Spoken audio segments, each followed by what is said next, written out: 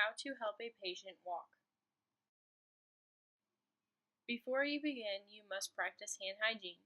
Wash your hands according to the hand hygiene protocol, cleaning underneath your fingernails and washing all the way up to your forearms for at least 30 seconds. After you knock before entering the room, identify and greet the patient. Then, explain the procedure and provide for privacy. Make sure you always lock the bed wheels. Then, raise the side rails before you lower the bed.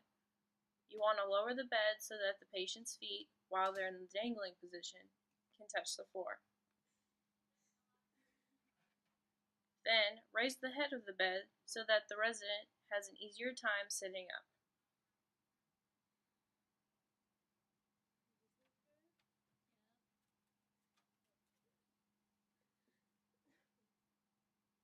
Then, fan fold the sheets back.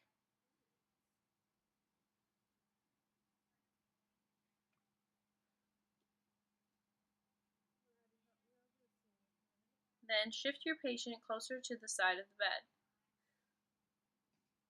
being gentle and explaining what you're doing the whole time.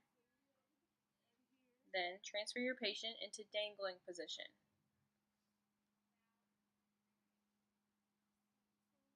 Make sure your patient either has shoes or non-skid socks on.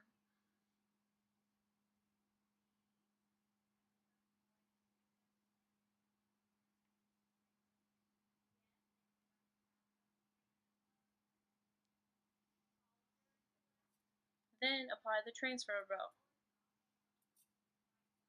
Make sure while you are applying the transfer belt, you follow all of the steps of the application correctly.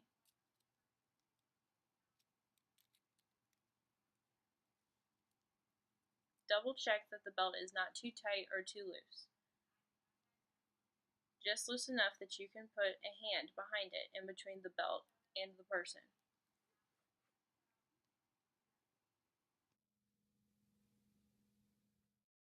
Critical steps. Adjust bed to lowest position. Apply the transfer belt and apply shoes or non-skid socks. When walking, stand slightly behind and to the side of the person. If they begin to fall, stick your knee out and let them fall onto you, lowering them gently to the floor. Remember to cradle their head so that it doesn't hit the floor and cause any unnecessary injuries.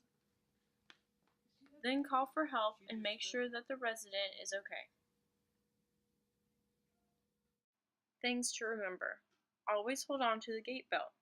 If a resident falls, let them fall back on you so that you can lower them to the ground. Make sure that their head is protected from hitting the floor. Keeping mobile can help your resident feel better emotionally and physically if done in the right way.